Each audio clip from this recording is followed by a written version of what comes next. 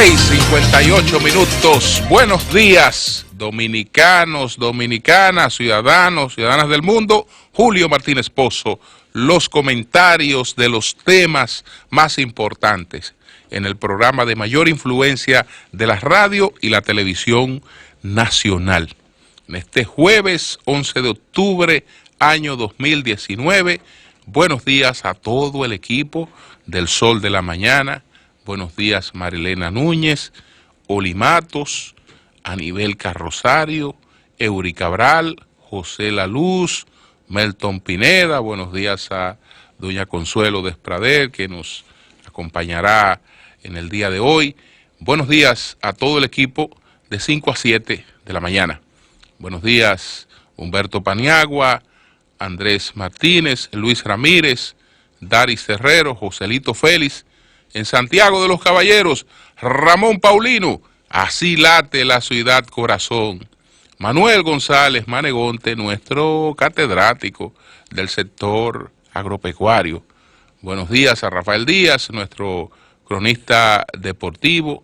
Helen Gil, nuestra productora. Buenos días a Lea Jiménez, nuestra coordinadora. Buenos días a Jova Bernard, a todo el equipo y la teleaudiencia de Telefuturo Canal 23. Buenos días a todos y a todas.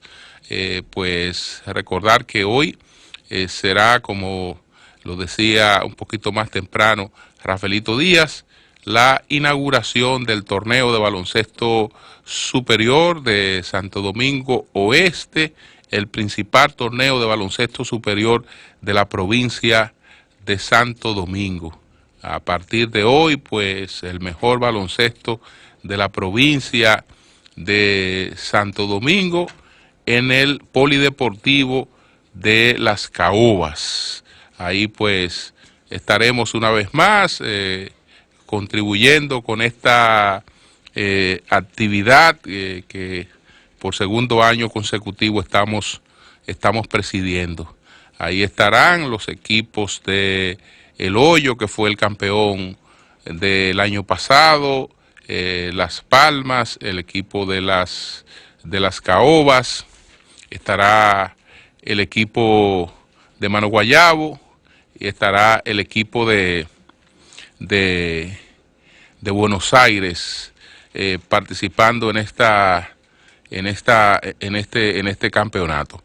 Así es que esperamos, ¿no?, el respaldo, como siempre, de todo el público, de las personas que hacen posible esta actividad con sus patrocinios, y de toda esta sociedad integrada a esta gran actividad. Bueno, señores, por otra parte, vamos con 3 temas que vamos a tratar en el día de hoy, básicamente. Elecciones de la ADP, la arbitrariedad que se ha cometido contra Keiko Fujimori, que es una arbitrariedad lo que ha ocurrido con Keiko Fujimori, y vamos a hablar pues de la ley de hidrocarburos. Voy a empezar con el tema del ADP. Hasta ahora todo indica que la profesora Xiomara Guante pues ha ganado las elecciones que se celebraron en el día de ayer en la ADP. Hasta ahora así pintaban las cosas, con ya el dato que tenía era sobre el 50% del cómputo. No sé qué ha pasado después, pero cuando hay una tendencia marcada, difícilmente esa tendencia se revierte. Si ha sido así, repito, si ha sido así, nuestras felicitaciones para la profesora Guante, que de manera persistente había buscado la presidencia de la ADP, presentándose a esa candidatura en varias oportunidades, hasta lograrlo ahora como aparentemente lo logró. Es una gremialista, pues realmente muy trabajadora, una mujer de muy buena formación, y le deseo todo el éxito al frente de la Asociación Dominicana, presidiendo la Asociación Dominicana de Profesores, si ha sido así que ha ganado estas elecciones en la que su competidor era el profesor Eduardo Hidalgo, que también ha tenido un gran desempeño como líder de los profesores. Entonces, inmediatamente esto tiene lecturas políticas. Esto tiene lecturas políticas. Pero yo le quiero añadir una lectura que no es política y que yo creo que ha sido determinante en estos resultados.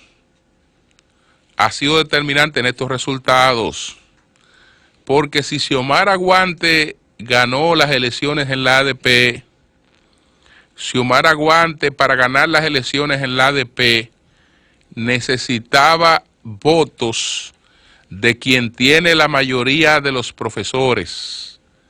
Y la mayoría de los profesores son de simpatía y de vínculos con el Partido de la Liberación Dominicana. De la única manera que Xiomara Guante ganaba esas elecciones era que a sus votos que no le habían permitido ganar en otras oportunidades se sumaran votos del Partido de la Liberación Dominicana. Ahora, ¿por qué se suman estos votos de profesores PLDistas? Porque esos profesores hoy son anti-PLD. Porque esos profesores hoy prefieren al PRM. No, esos profesores han votado en ocasiones anteriores por María Teresa Cabrera, que es una de las gremialistas más preparadas que tiene la ADP. Han votado por María Teresa Cabrera, esos mismos profesores han votado por ella. Y esto no quiere decir que políticamente la estén favoreciendo, porque ella pues ha intentado candidaturas, y en esas candidaturas ella no ha resultado con el apoyo que ha alcanzado en el gremio de los profesores. Entonces, eso no va por ahí. Eso no va por ahí. Eso va por un lugar que el gobierno tiene que tomarlo muy en cuenta, y nosotros aquí hemos tenido algunas experiencias que incluso no hemos sacado al aire, pero hemos tenido experiencias muy penosas de casos de profesores. ¿Cuáles son esas experiencias? Hoy en día el sueldo de los profesores es un sueldo privilegiado si lo comparamos con los ingresos que tenían los profesores hasta hace un tiempo. Y ustedes veían un trabajo que se publicó esta semana en el Diario Libre, que dice lo siguiente: desde que el gobierno comenzó en 2013 a destinar el 4% del Producto Interno Bruto para la educación preuniversitaria, más de la mitad del presupuesto ejecutado por el Ministerio de Educación, MINER, se ha ido en gastos directos de personal como sueldos fijos. Solo el año pasado lo destinado a ese renglón representó el 63.58% de la ejecución y proyección y sigue subiendo. Ahora bien, cuando usted compara esto con la calidad de vida de los profesores, usted se pregunta, ¿y cómo una gente que sus ingresos han mejorado significativamente, su calidad de vida no ha mejorado? ¿Por qué? Porque financieramente este es uno de los sectores más desorganizados que tiene el país. Es decir, no hay nadie que tenga una vocación más liosa que los profesores. Y le comentaba a los compañeros hace un tiempo, fuera del aire, el caso de una persona que aprecio bastante, que pues busca un cierto auxilio para restablecer su crédito. ¿Y cómo es posible que teniendo ingresos que no tenía, ahora tenga una situación de crédito como esa? Miren, la mayor parte de los profesores, y a los amigos de la cooperativa no les gusta que esto se diga, pero la mayor parte de los profesores tienen el salario, una buena parte de su ingreso está pues comprometida con la cooperativa de maestros.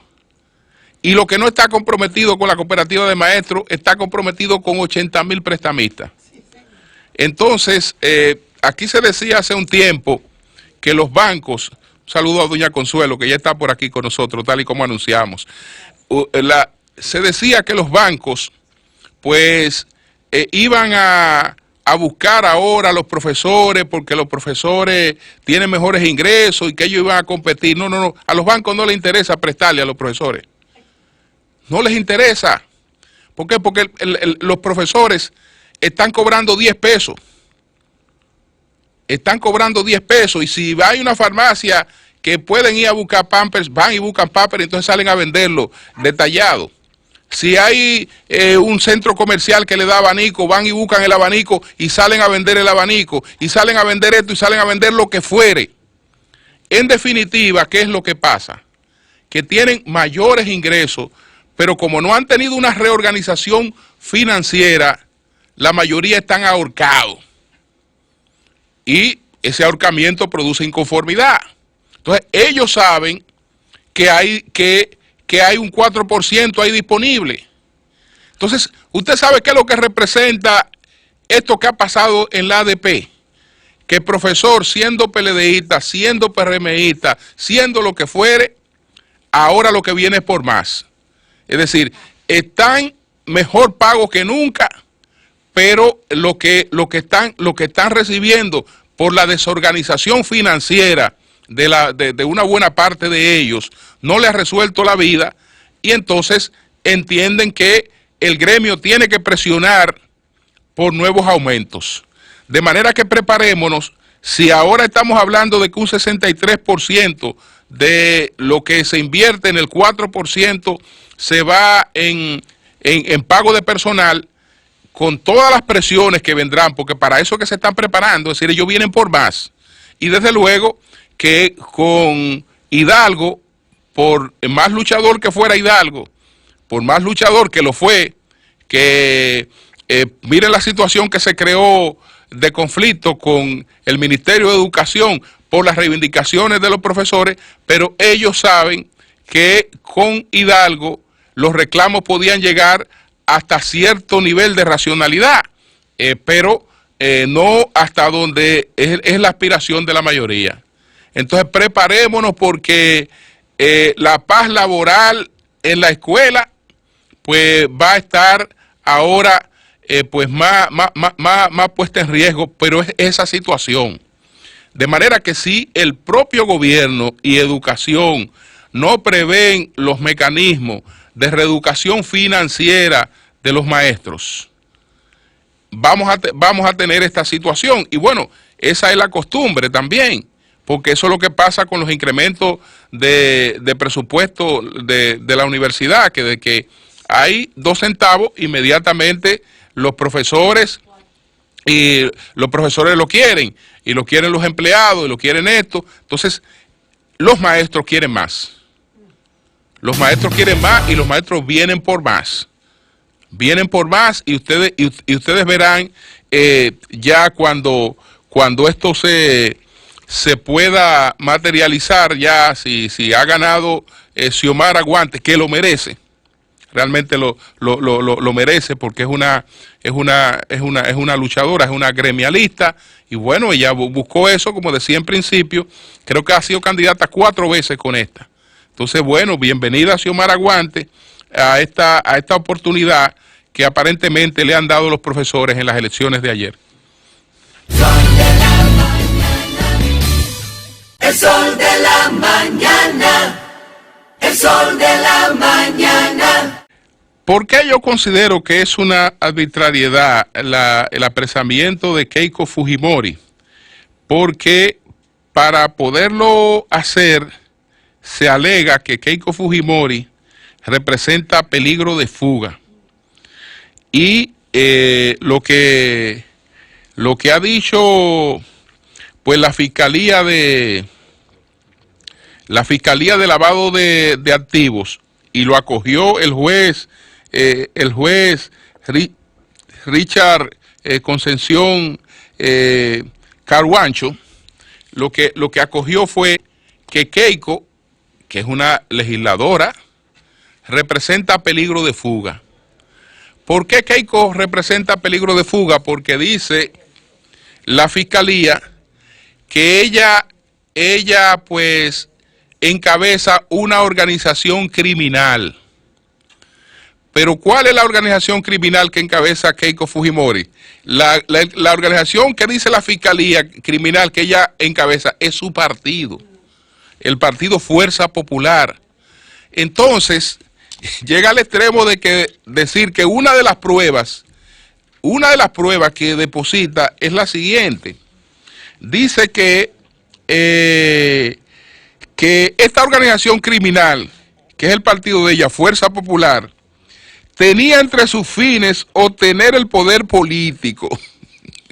Óyeme, lo que son los fines de todos los partidos políticos, porque para eso es que se crea un partido, y ella desde luego, si fue candidata, estaba buscando el poder político. Entonces, esa organización criminal que ella representa, Fuerza Popular, tenía entre sus fines obtener el poder político y por consecuencia tiene un nivel de influencia, interferencia en el poder legislativo y el poder judicial. Es decir, como esta señora encabeza una organización criminal, que ahora es un partido político, ¿usted sabe lo que es definir a un partido político? Definir a la principal fuerza de oposición como una organización criminal, que esa organización criminal tenía entre sus fines buscar el poder.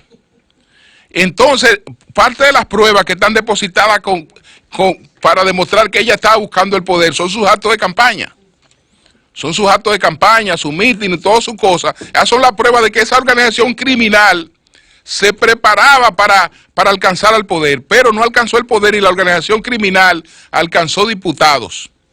Y como tiene una fuerza congresual, esa fuerza congresual puede interferir en la justicia y en el poder legislativo. Por lo tanto, por esa fuerza que ella tiene, pues ella representa un peligro de fuga.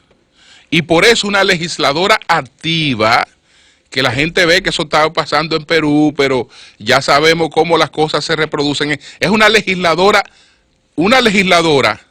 para investigarla, porque ella puede ser investigada, ella puede ser sometida a la justicia, ella puede ser procesada. Lo que estoy hablando de la arbitrariedad es la medida de prisión, alegando que representa peligro de fuga, pero el peligro de fuga, en vez de representarlo por algo que lo que indica es que ella tiene arraigo, porque si es la líder de un partido político, eso lo único que dice es que tiene arraigo. Y como líder de un partido político no va a salir huyendo. Y como una persona que busca la presidencia de su país no va a salir huyendo. No va a salir huyendo. Eso que son demostraciones de arraigo, la presentan como prueba contraria de que, en su contra, de que ella representa peligro de fuga. Sí. Y por eso la prisión, que a la prisión lo que me he referido como arbitrariedad. Ahora, ¿de dónde viene esto? Eso también tiene que estar en el espejo de la clase política. Todo esto lo ocasionaron ella y su hermano por el enfrentamiento que lo advertí en su momento, cuando lo de Pedro Pablo Kuczynski, por el enfrentamiento entre Kenji y Keiko por el control del fujimorismo. Entonces ellos se desangraron en una lucha interna. Cuando Kenji hace un pacto con PPK y evita la destitución de PPK en un juicio político en el Congreso, que esa destitución la estaba apoyando Keiko Fujimori. que sin saber exactamente qué era lo que ella estaba desatando, qué era lo que ella estaba provocando. Entonces, esa destitución no fue posible porque Kenji Fujimori convenció por lo menos a 15 de los legisladores fujimoristas para que no votaran por la destitución de Pedro Pablo Kuczynski. Entonces ahí se agudizan las contradicciones entre ellos dos, pero después Keiko Fujimori sigue adelante con los planes de hacer saltar de poder a Pedro Pablo Kuczynski. Ahora lo hace saltar de poder, no sabía que venía algo peor para ella, porque el señor Vizcarra, es cierto que Pedro Pablo Kuczynski lo había llevado como candidato vicepresidencial, pero inmediatamente lo puso como candidato vicepresidencial, ganó la elección y lo mandó al exilio. Lo exilió, porque parece que le notaba que el hombre tenía ambiciones de poder. Entonces no lo quería tener cerca, lo exilió. Entonces, ok, provocaste la destitución de Pedro Pablo Kuczynski, vino Vizcarra y Vizcarra ahora viene a buscar su puesto político. Y Vizcarra sabe que hay que eliminar el fujimorismo, que la fuerza de contención que hay es el fujimorismo. Entonces ha venido a darle por la cabeza al fujimorismo, de manera que ella ahora en la prisión en la que amaneció tiene que estar muy arrepentida de haber provocado la destitución de Pedro Pablo Kuczynski sin ninguna racionalidad, porque hay que pensar, ¿y qué viene después? ¿Qué está más adelante? ¿Me conviene lo que viene más adelante? No, es sencillamente a veces actuar por emoción. Este se va porque se va porque se va. Bueno, él se fue. Y fíjense ahora que ha venido, que es una cuestión para darle por la cabeza. Está anulado, que también ese es otro precedente, la anulación de un indulto presidencial por parte del Supremo de Perú. Es decir, los jueces se están colocando por encima del poder del Ejecutivo, con la anulación de un indulto. Entonces, anulado el indulto del padre, él de regreso a prisión por la anulación, y la hija también ahora presa, que tenía diferencia con el padre, porque el padre era más cercano a Kenji, y ahora esa lucha intestina entre ellos que los debilitó, entonces ahora lo ha puesto en manos del adversario, y fíjense cómo se ha revertido la cosa ahí en el Perú. Así es, Amaury. El sol de la mañana, el sol de la mañana. Finalmente, con relación a la cuestión esta de la ley de hidrocarburos, la ley de hidrocarburos, pues cuando estamos hablando así muy a la ligera de pues reforma de la ley de modificación de la ley de hidrocarburos, es importante que tengamos idea de qué estamos hablando. No hay, en términos jurídicos, una ley que esté más relacionada con el mantenimiento de la estabilidad macroeconómica que la ley de hidrocarburos. Incluso cuando esa ley se generó, en la época de los Alburquerque, Rafaela Alburquerque, presidenta de la Cámara, y Ramón Alburquerque, presidente del Senado, cuando usted ve los considerandos de esa ley, esos considerandos giran en torno al rol de esa ley en el mantenimiento de la estabilidad macroeconómica, entre otros considerando que el Estado Dominicano está obligado a honrar su compromiso financiero para poder mantener el crédito y garantizarle al país acceso a nuevos recursos y fuentes de financiamiento. Entonces, uno de los principales considerandos de la ley es justamente su papel como en la estabilidad macroeconómica, y dice además que la estabilidad macroeconómica es una condición necesaria para lograr un crecimiento económico sostenido y que, por tanto, su preservación es de interés nacional.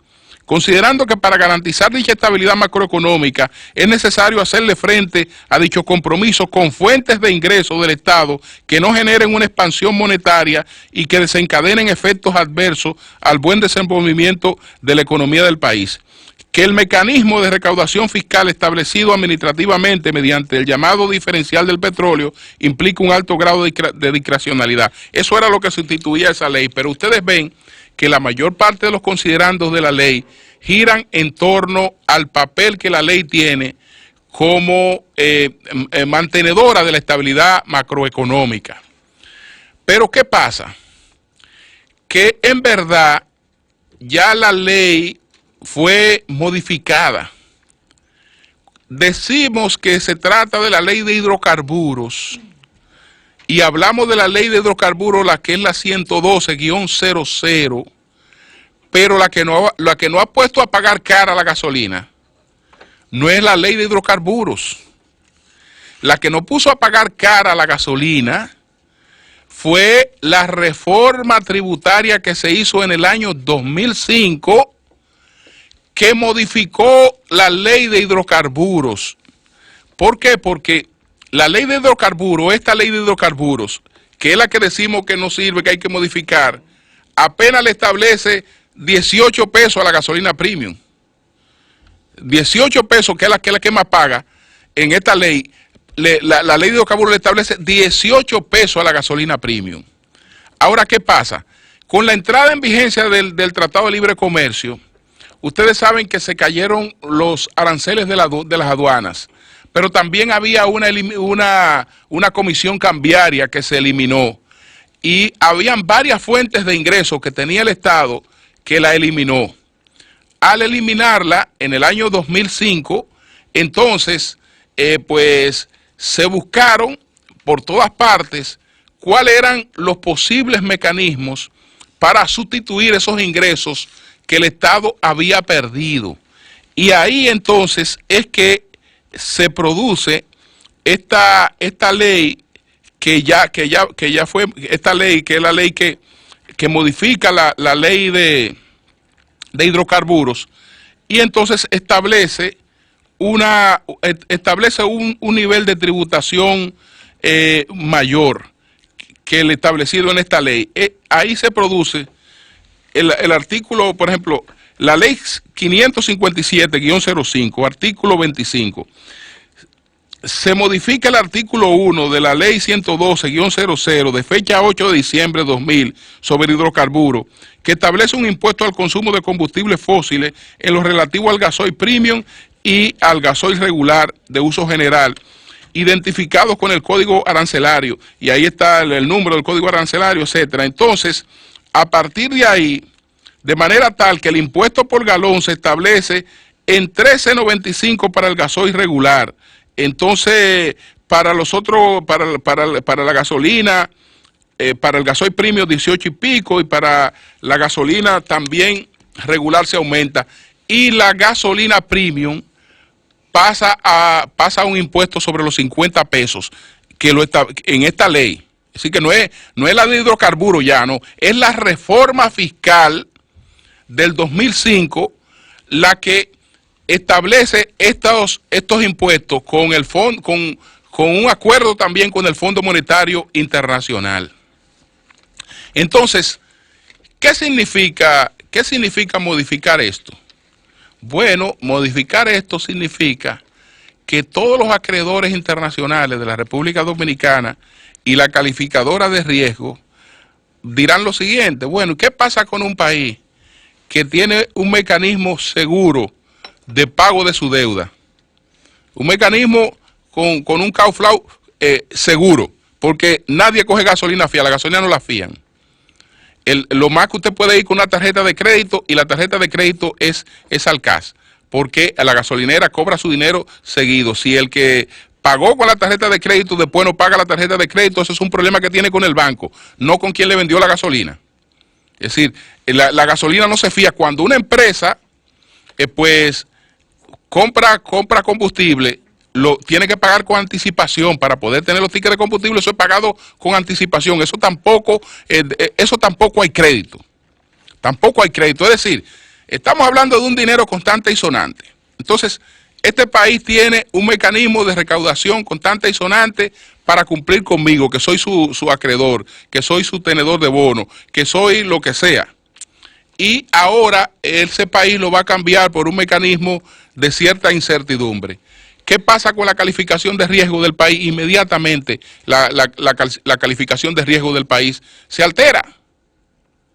Se altera porque de la única manera que eso se puede cambiar es si se busca otra fuente de impuestos para sustituir esos impuestos. Son en el presupuesto del año 2019, esta ley tiene una proyección de recaudación de 62.500 millones de pesos, 62.500 millones de pesos. La ley con las reformas que le han hecho. La ley con la reforma del 2005. Exacto. La ley con la reforma. Y otras también. Y otras, sí. Tiene esa proyección de recaudación. Entonces, bueno, ok, tú no lo vas a recaudar de ahí, va a buscar otro mecanismo. ¿Cuáles son esos otros mecanismos? Tiene que ser tan seguro como este. Y yo no veo ningún negocio, ningún negocio donde se pague al caso. Porque esa es la única actividad que nadie puede ir a buscar fiado ahí. Nadie puede, con los combustibles, todo lo que se negocia con los combustibles, la gente tiene que tener su dinero. El que no tiene dinero cuando se le acabe el gas, tiene que buscar el dinero prestado. No, porque no va a la estación de gas a buscar fiado, ahí no fían. Entonces, esa es la situación que tiene esa ley y no es solo ya una repercusión nacional, sino que tendría una repercusión internacional porque encima de esa ley está el Fondo Monetario Internacional vigilante y están todos los acreedores de la República Dominicana vigilantes porque estamos diciendo, bueno, el mecanismo que tenemos de pago, ahora lo vamos a ver ya para ponernos a aventurar y vamos a ver qué piensan los acreedores. Cambio y fuera.